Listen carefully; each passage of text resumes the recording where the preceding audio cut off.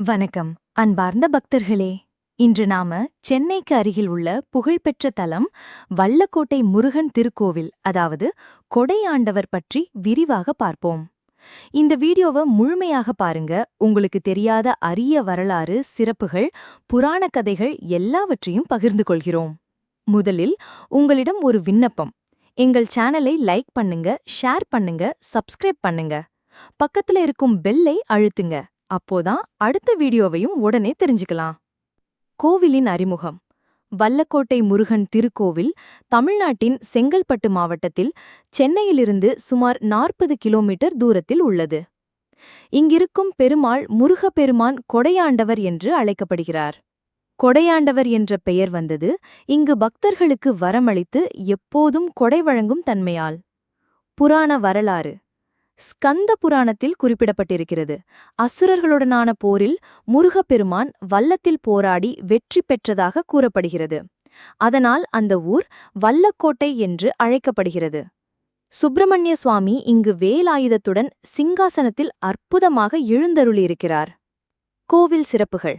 இங்குள்ள முருகன் பெருமான் 6 அடி உயரம் கொண்ட சிற்ப வடிவில் உள்ளது. மிகவும் அழகான அலங்காரங்களுடன் தினமும் பக்தர்களின் தரிசனத்திற்காக காட்சி தருகிறார். முக்கியமாக வல்லக்கோட்டை முருகன் பக்தர்களின் விருப்பங்களை உடனே நிறைவேற்றுபவர் என்று நம்பப்படுகிறது. பக்தர்கள் திருமணம், குழந்தை, தொழில் வளர்ச்சி போன்ற வேண்டுதலுக்காக அதிகமாக வந்து வழிபடுகிறார்கள். பெருவிழாக்கள். வருடந்தோறும் கந்த சஷ்டி விழா மிகுந்த ஆனந்தத்துடன் கொண்டாடப்படுகிறது. தைப்பூசம், பங்குனி உத்திரம், ஆடி கிருத்திகை ஆகிய தினங்களில் ஆயிரக்கணக்கான பக்தர்கள் திரண்டு வருகிறார்கள். சஷ்டி நாட்களில் பக்தர்கள் விரதமிருந்து முருகனுக்கு பால் அபிஷேகம் செய்கிறார்கள். அர்ச்சனை மற்றும் வழிபாட்டு முறைகள். பக்தர்கள் வெல்லம், பால், தேங்காய், பழங்கள் கொண்டு வந்து அபிஷேகம் செய்கிறார்கள். பால் அபிஷேகம் செய்தால் ஆரோக்கிய பிரச்சனைகள் தீரும் என்று நம்பிக்கை. திருமண பிரச்சனை உள்ளவர்கள் இங்கு வழிபட்டால் விரைவில் திருமணம் நடக்கும். குழந்தை ஆசை உள்ளவர்கள் முருகனை வேண்டினால் அருள் கிடைக்கும். புராணக்கதை. கொடையாண்டவர். ஒரு சமயம் அசுரர்கள் பக்தர்களை துன்புறுத்தினர். முருகப்பெருமான் தனது தெய்வீக வேலால் அந்த அசுரர்களை அழித்து பக்தர்களுக்கு அமைதியை தந்தார். போருக்குப் பிறகு மக்கள் மிக்க நன்றியுடன் முருகனை கொடையாண்டவர் என்று போற்றினர். அதன்பின் யார் வேண்டினாலும் முருகன் உடனே கொடையளிப்பதாக நம்பிக்கை வந்தது. அணுகும் வழிகள்.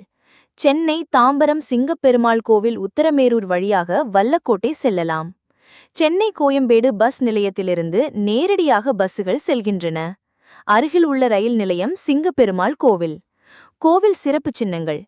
இங்கு உள்ள தெய்வீக வேல் மிகுந்த சக்தி வாய்ந்ததாக கருதப்படுகிறது. முருகனின் முகம் மிகவும் சாந்தமான தோற்றம் கொண்டது.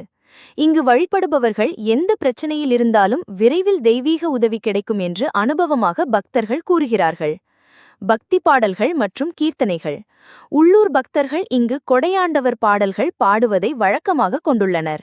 குறிப்பாக சஷ்டி மற்றும் கிருத்திகை தினங்களில் ஒலி ஒலிக்கும் முருகன் கீர்த்தனைகள் பக்தர்களின் மனதை தூண்டும். இதோ அன்பார்ந்த பக்தர்களே, நாம் இன்று பார்த்தது வல்லக்கோட்டை முருகன் திருக்கோவில் கொடையாண்டவர் பற்றிய வரலாறு, சிறப்புகள், புராண கதைகள். இந்த வீடியோ உங்களுக்கு பிடித்திருந்தா லைக் பண்ணுங்க, ஷேர் பண்ணுங்க, சப்ஸ்கிரைப் பண்ணுங்க. மீண்டும் சந்திப்போம் அடுத்த புண்ணிய ஸ்தல வீடியோவில். முருகன் அருளால் உங்க வாழ்வில் எல்லா நற்பேரும் உண்டாகட்டும். வணக்கம்.